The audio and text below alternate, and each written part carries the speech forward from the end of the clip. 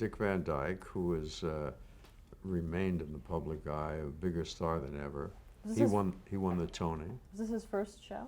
No, he He'd been in reviews. he had done some reviews in which I was the piano player and vocal arranger, so I knew him from before, and had always spoken to him about this show that I'd written with Lee Adams, and he was and is such a nice man. I mean, he was interested, and the awful thing is when we first got the money together, everybody said, well, now we've got to find somebody like Jack Lemmon.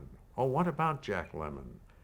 And Dick Van Dyke's name was on the periphery of our thoughts.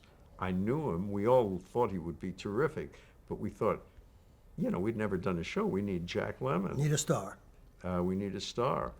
And, a lot of time was spent finding somebody who even knew Jack Lemmon. I remember there were now maybe 10 or 11 people connected with. Anybody know Jack Lemmon? No. Anybody know anybody who knows Jack Lemmon? No. Wait a second. How do we get Jack? What's his agent? I don't know his agent. A lot of time we were brand new, and it was just a huge name to us, and a lot of time was wasted. And originally, the counterpart, what became the Chita Rivera part, was to be sung by a wonderful, wonderful performer by the name of Carol Haney, and the part was of a Polish girl, and every joke in Bye Bye Birdie was about Polish. Polish is not a religion. You're going to live in a shtetl or something. Whatever all the lines were, they were all about Polish.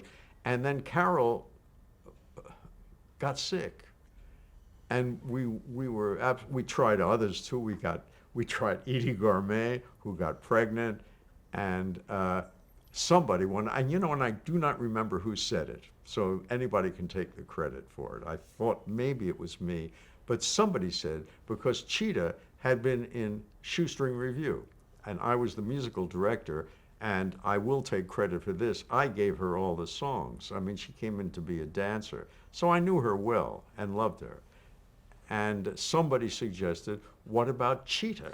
But it's Polish. But it's and Chita, Polish. Chita is Spanish. And so Mike Stewart, in a weekend, rewrote that every show. Every Polish joke for was turned Chita. to Polish, or was turned to Spanish. Excuse me. Funny. And it turned not only as funny or funnier, but it was prescient in a way. That is, the Spanish words and all, and making fun of Spanish was very much in the news more than Polish was. And, Now, Paul Lynde was in the original cast, a brilliant, brilliant actor.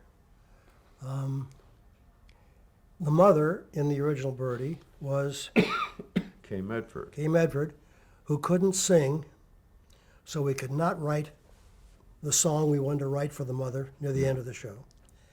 What did that song consist of? What did you want her to do? Well, we finally wrote it when we did the television version. With Tyne Daly. Yeah, with Tyne Daly. Also, the young male lead, the Hugo, was Michael J. Pollard, Yeah. who also could not sing. So our song "One Boy," which was supposed to be a duet, turned out to be a solo. Yeah.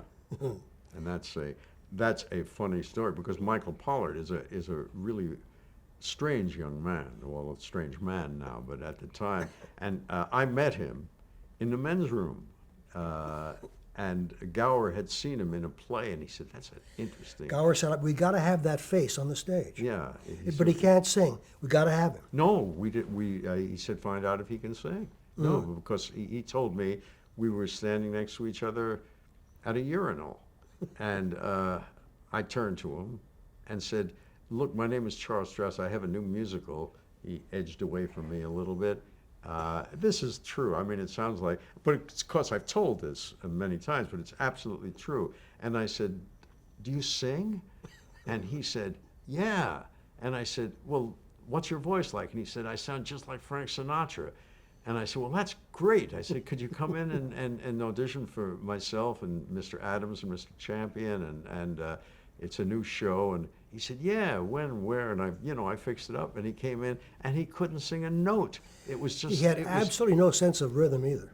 it was just an actor's lie, so to speak. But Gower said, we gotta have him. But he saved the show, in my opinion. I mean, he gave it a kind of awry, a slant, that if we had done it absolutely straight, it wouldn't have meant as much. One of the fluky things that makes a hit. You never know what's gonna happen.